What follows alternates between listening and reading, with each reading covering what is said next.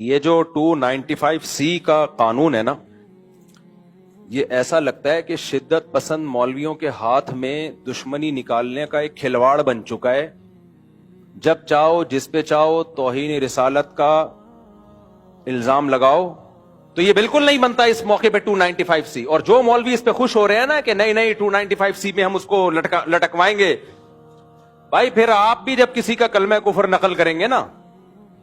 جن لوگوں نے جا کے FIR کٹائی، انہوں نے کیا کہا کہ انجینئر نے نبی کے بارے میں یہ الفاظ کہے ہیں، تو انہوں نے بھی تو نقل کیے نا،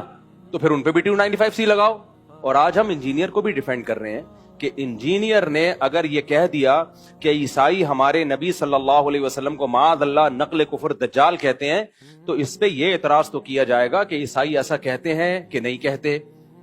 سمجھ میں آ رہی ہے بات؟ یہ اعتراض تو کیا جائے گا، تو آپ ریفرنس دیں وغیرہ وغیرہ۔ یہ اعتراض نہیں کیا جائے گا کہ انجینئر نے نبی کی توہین کی ہے، کیونکہ انجینئر علی مرزا نے خود معاذ اللہ نقل کفر نبی کو دجال نہیں کہا ہے، کسی اور کی طرف نسبت کی ہے کہ نبی کیا ہے، معاذ اللہ نقل کفر دجال ہے، معاذ اللہ۔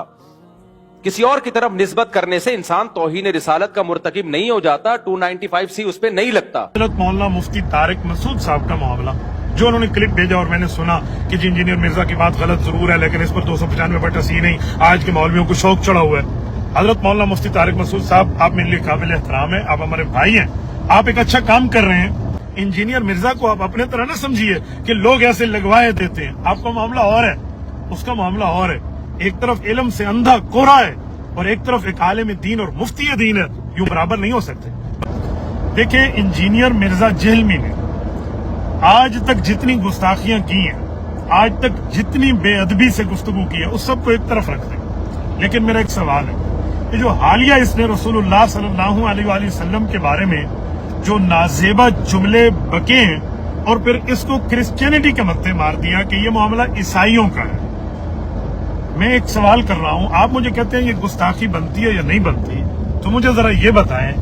کہ جب انجینئر خود مان رہا ہے کہ یہ گستاخی ہے، لیکن یہ گستاخی کرسچینٹی کرتی ہے، عیسائی کرتے ہیں، نصارہ کا کام ہے، میرا نہیں ہے۔ اب دو باتیں ہوں گی۔ پہلی بات تو یہ ہو گئی کہ انجینئر نے مانا یہ گستاخی ہے، پر ان کی ہے، میری نہیں ہے۔ اوکے، میں 1 منٹ کے لیے اسی پہ بات کر لیتا ہوں۔ ان لوگوں کی تو گستاخی نہیں ہے، وہ ان نے وضاحت دے دی ہے، یا تو مرزا اس کو ثبوت پیش کرے۔ جب مرزا کے پاس اس لفظ کے ساتھ کرسچینٹی کا ثبوت نہیں ہے اور یہ خود گستاخی مان رہا ہے، تو پتہ چلا یہ اس گستاخی کا خود ہینڈ پکچر ہے، اس نے خود اپنے ہاتھ سے بنائی ہے، وہ گستاخی اس کی خانہ ذات ہے، اس کے اندر کے بغض کا رزلٹ ہے، جو اس نے آج تک صحابہ کے لیے، اللہ کے لیے، رسول اللہ صلی اللہ علیہ وسلم کے لیے، اہل بیت نظام کے لیے، اولیاء اللہ کے لیے، فقہاء کے لیے، سب کے لیے اس نے بک کی ہے۔